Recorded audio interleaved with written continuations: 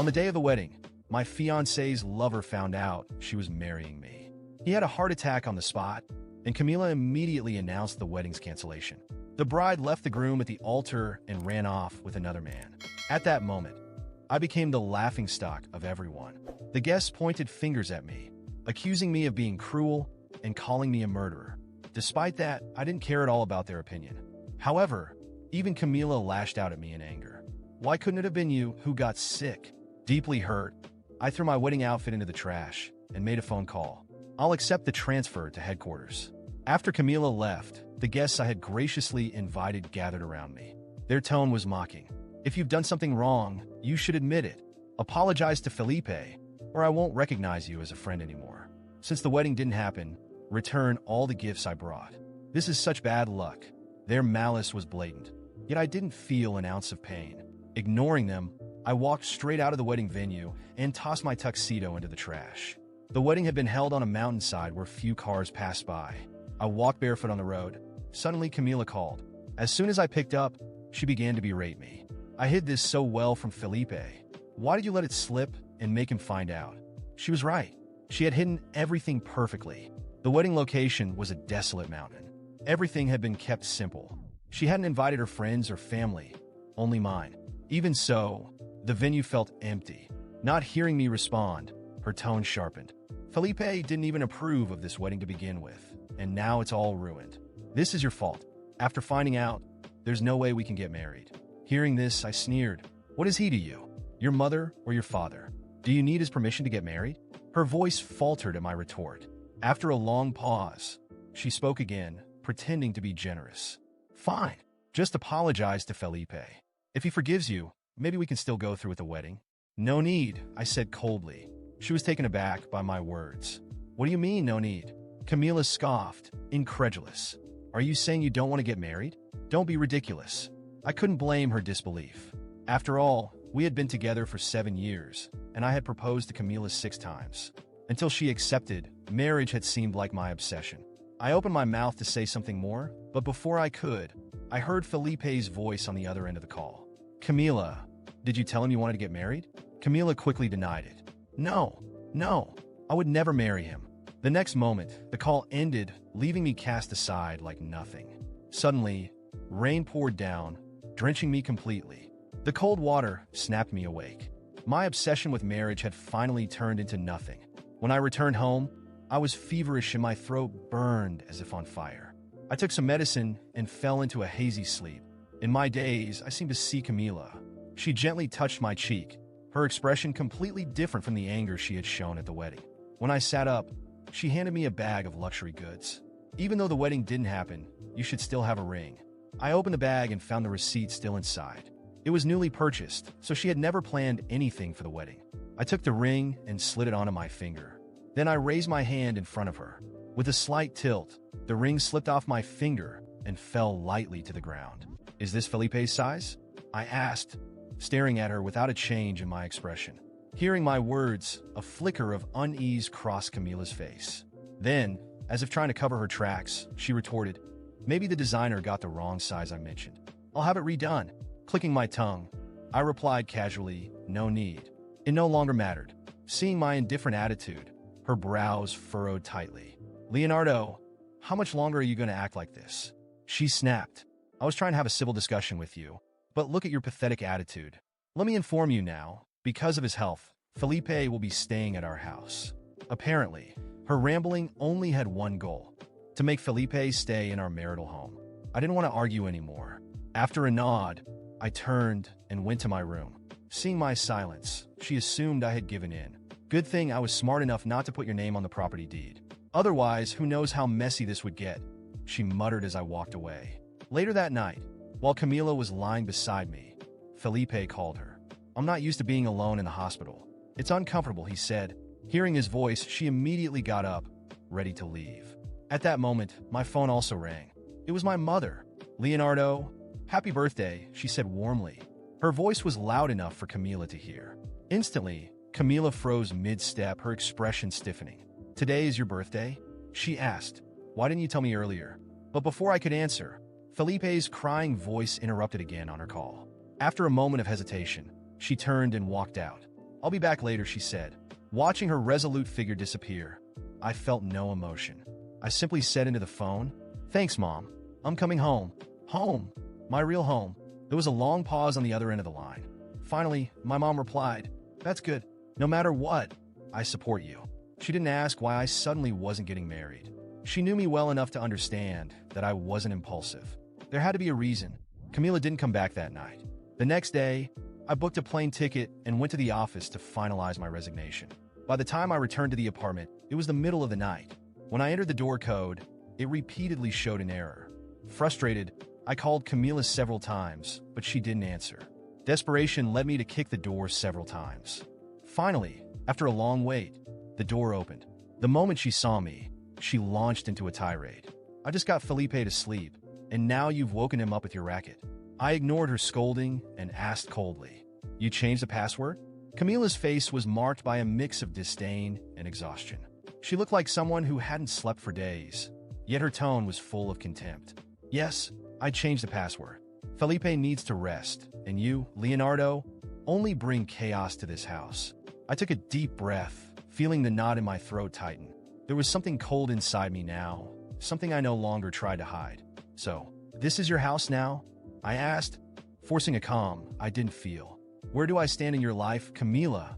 She rolled her eyes, impatient. "Don't start. I'm done arguing with you. Do you want to come in? Then do it already. Just don't make any noise." Crossing the door, I noticed a strong smell of medicine and wilted flowers in the air. Felipe was there, lying on the couch, breathing heavily. He didn't even open his eyes when I passed by. My presence no longer mattered. It wasn't even a nuisance. I didn't exist anymore. Camila walked to him, adjusting his blanket and whispering things I couldn't hear. It was like I was watching the scene of a life that was never mine. I went to the bedroom that had once been ours. Her clothes were scattered everywhere, but something strange caught my eye. Half of my wardrobe was empty. The spaces where my shirts and belongings used to be were completely bare. Camila had already begun erasing me, replacing me, without even having the decency to let me know. I lay down on the bed, but sleep wouldn't come. My mind was racing. All those years of dedication, all the attempts to build a life with her had been in vain. An obsession that had destroyed me piece by piece while she toyed with me like I was a disposable plaything. Memories came back like knives. Smiles that now seemed fake. I love yous that echoed empty. Every moment was a lie I had believed blindly. The silence of the night was interrupted by the sound of the door. I heard Camila's footsteps heading to the living room again, probably answering yet another call from Felipe. Something inside me snapped. I got up, my bare feet meeting the cold floor, and followed her to the living room. She stood with her back to me, phone pressed to her ear, whispering in that sweet voice that once belonged only to me. "I know, love. I'll stay with you. Leonardo will leave soon. He's understood his place." I froze in the doorway, watching her. My hands trembled with rage. Leonardo will leave soon. She had already decided this for me, as if my life and my home no longer mattered, as if I didn't exist. "Who are you, Camila?" My voice was low, but firm enough to make her spin around abruptly. She hung up the phone immediately, surprise on her face. "What are you doing here?" "That's my question. What are you doing here, Camila? In my house? In my life? What's left of me that you haven't destroyed yet?" She scoffed, crossing her arms. "Oh, please, Leonardo. Stop being so dramatic. Can't you see how pathetic you're being? Felipe needs me." "He? And me?" I interrupted, my voice rising for the first time in months. "Who needed me for the last 7 years? Who used me as a fallback until someone better came along? Who took advantage of every moment, of everything I did, only to throw me away like garbage?" Her eyes widened for a second, but she quickly regained her composure. "You're crazy. I never forced you to do anything. Everything you did because you wanted to. If you regret it now, that's your problem." The laugh that escaped me was bitter, almost deranged. "You're right. I did everything because I wanted to, because I was a blind, lovesick fool. But it's over, Camila. It's over." She stepped closer to me, her face inches from mine. "And what are you going to do? Leave here as a loser? Cry to your mommy?" I leaned in, staring directly into her eyes. "No, Camila.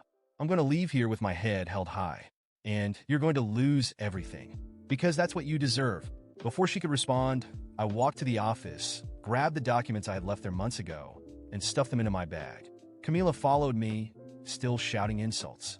None of it mattered anymore. The next morning, I went to the bank and signed all the papers necessary to transfer the house to my name, something she never knew I had done before putting it on the market for sale. Before the wedding, my lawyer had advised me to protect everything. And he was right. Camila had no rights to anything. I returned only to grab my bags. Felipe was still asleep on the couch, oblivious to the chaos. Camila stared at me in the doorway, disbelief written all over her face. "What did you do, Leonardo?" Her voice trembled. "What I should have done a long time ago. Goodbye, Camila." I closed the door, leaving behind not just that apartment, but the life I had. I called my mother, and her calm voice brought me a relief I hadn't felt in years. "I'm on my way home, Mom." She sighed on the other end of the line. "We're waiting for you, son." As I drove, my phone rang again. An unknown number. I answered, and a firm voice spoke. "Mr. Leonardo, this is the hospital. Felipe's condition has worsened, and Ms. Camila listed you as the emergency contact." I braked suddenly, my heart pounding. Part of me wanted to hang up and move on. But another part, the part still seeking closure, knew I needed to see how far this would go. "I'm on my way," I replied, emotionless. I didn't know what awaited me at the hospital. One thing was certain, this wasn't over yet, and I wouldn't leave this story without leaving my mark. I arrived at the hospital, still carrying the weight of the past few hours. The corridor was cold, dimly lit, with that typical smell of medicine and disinfectant. A nurse guided me to the reception desk, where the attendant informed me that Felipe was in the intensive care unit.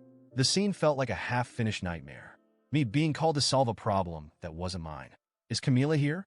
I asked, more out of curiosity than any real desire to see her. "She left a while ago," the nurse replied indifferently. Of course, when things got tough, Camila ran. That's what she always did.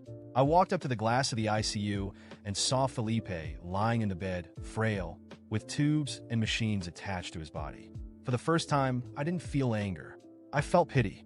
Felipe, the man who had torn my life apart, was unrecognizable, like a boy in need of help. Irony. The one who had humiliated me and robbed me of my trust now depended on my mercy. The doctor approached, adjusting her glasses. "His condition is critical. Camila left instructions, but we haven't been able to contact her. You're the only listed emergency contact." I took a deep breath, keeping my emotions in check. "So, doctor, what happens now?" "He needs to be transferred to a larger hospital or placed under home care, but someone has to sign the paperwork and cover the costs." Silence filled the corridor. Home care?